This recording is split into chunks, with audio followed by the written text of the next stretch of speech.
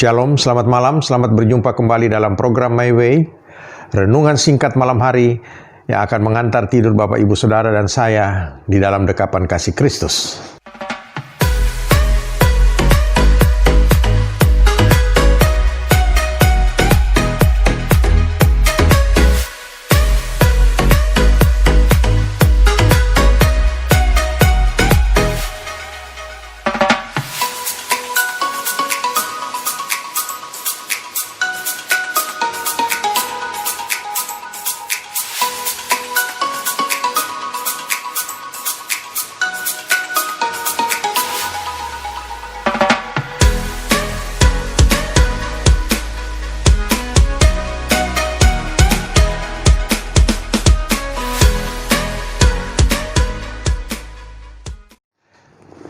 Malam hari ini kita akan membaca satu ayat firman Tuhan dari 1 Timotius 4 ayat yang ke-7 yang bunyinya demikian. Tetapi jauhilah takhayul dan dongeng nenek-nenek tua, latihlah dirimu beribadah. Bapak Ibu Saudara, kita akan fokus kepada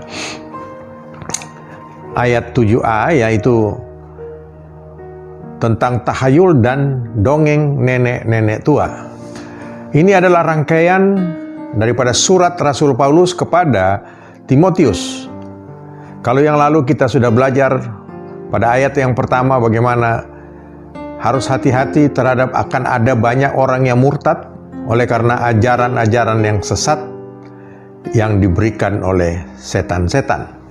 Nah, Bapak Ibu Saudara, malam hari ini kita akan melihat Rasul Paulus melanjutkan suratnya kepada Timotius dengan catatan bahwa jauhilah ya takhayul dan dongeng nenek-nenek tua. Saudara sekalian, di dunia kita ini banyak takhayul, ya, apalagi kita di bagian timur daripada dunia ini, ya.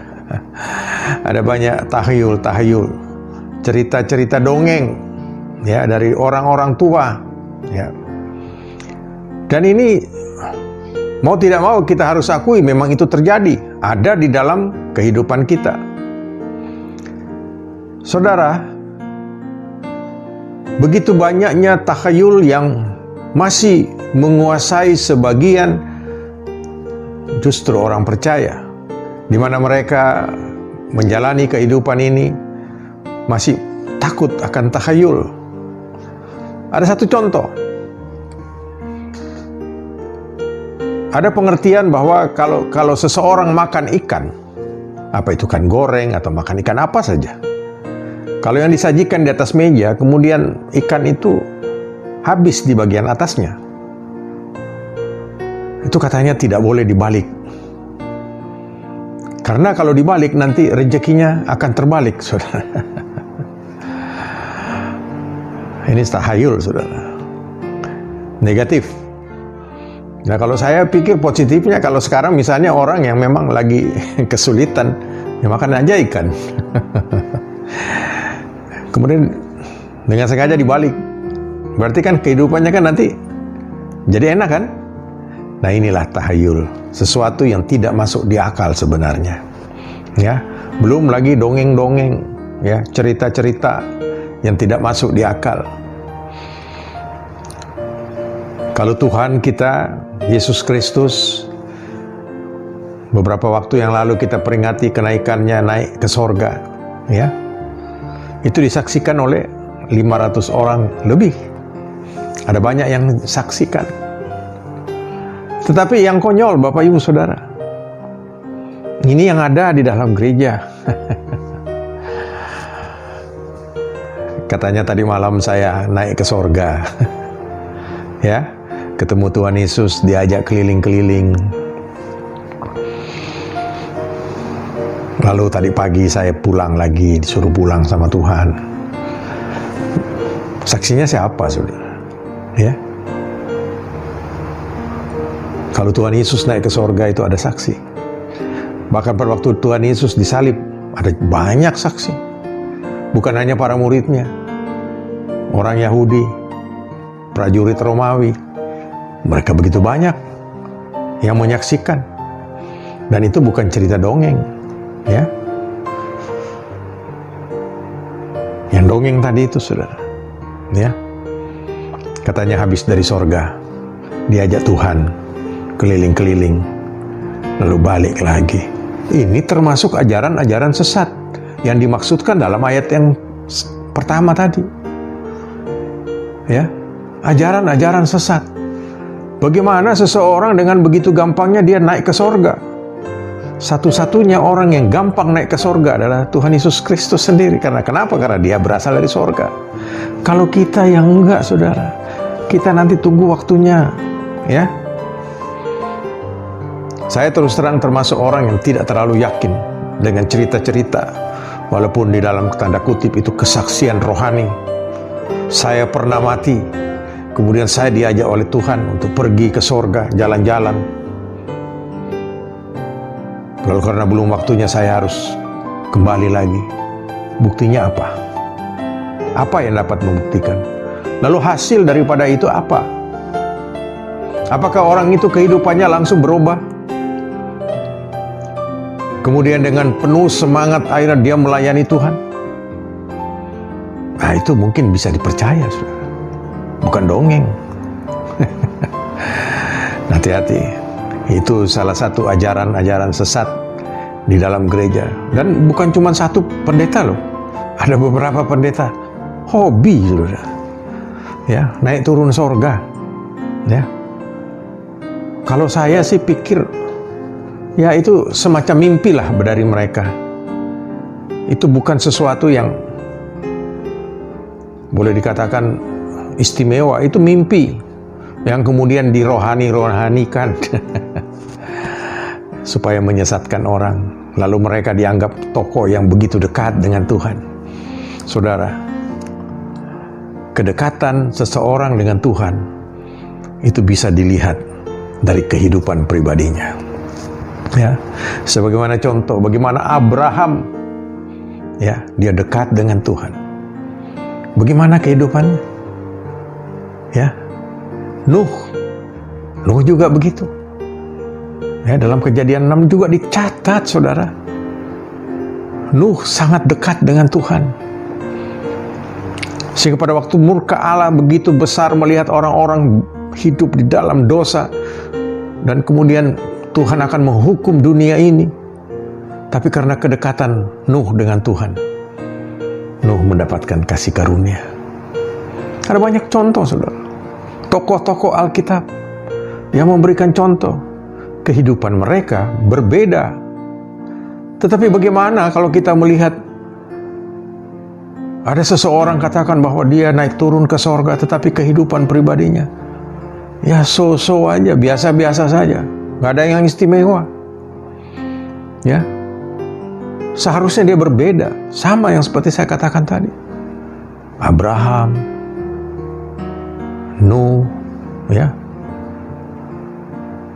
mereka berbeda. Tetapi yang kita lihat justru mereka mempertontonkan, ya, cara hidup yang tidak benar di hadapan Tuhan, ya. Ingat, kita semua ini ada karena kasih karunia Tuhan. Kita harus hati-hati dalam menjalani kehidupan ini. Saudara dan saya sudah diberikan kesempatan oleh Tuhan untuk menjadi anak-anaknya. Mari kita pegang itu kuat-kuat. Jangan sampai, ya, kita terpengaruh dengan ajaran-ajaran sesat. Ya itu tadi. Terpengaruh dengan tahayul-tahayul. Ya.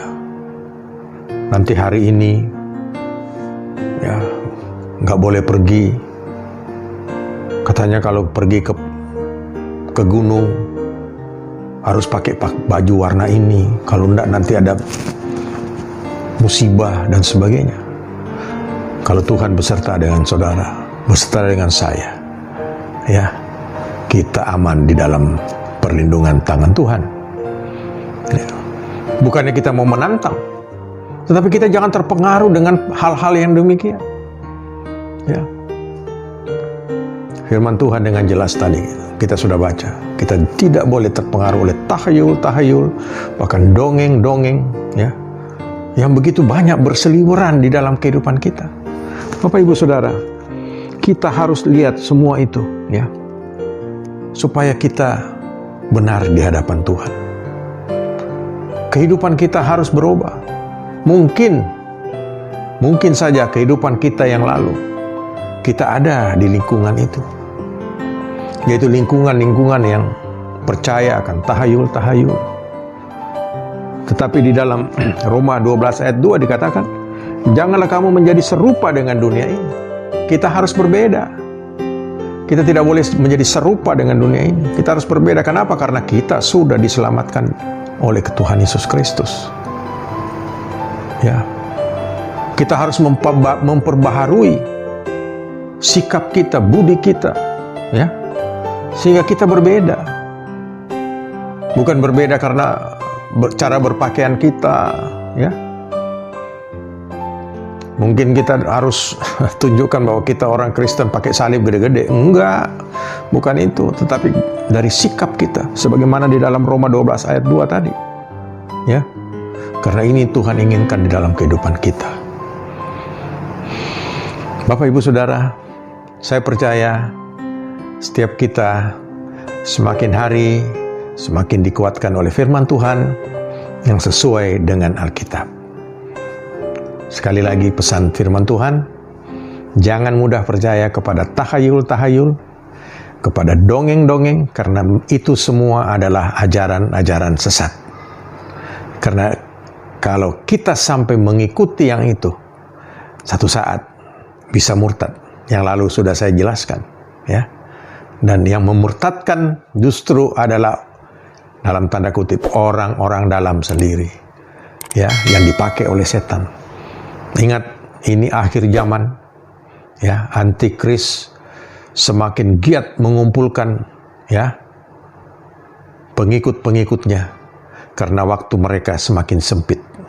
Oleh karena itu Bapak Ibu Saudara, mari kita sebagai orang-orang yang sudah diselamatkan, kita harus semakin giat belajar benar-benar firman Tuhan, mengerti firman Tuhan, lalu kita lakukan di dalam kehidupan kita. Kita praktekkan itu dalam kehidupan kita. Dan kita akan menjadi contoh, dan orang akan melihat, oh, ternyata berbeda orang yang sudah diselamatkan di dalam Kristus. Ya, puji nama Tuhan. Malam hari ini saya percaya kita semua sudah diberkati dan kita akan tidur dengan nyenyak di dalam dekapan kasih Kristus. Tuhan Yesus memberkati. Amin.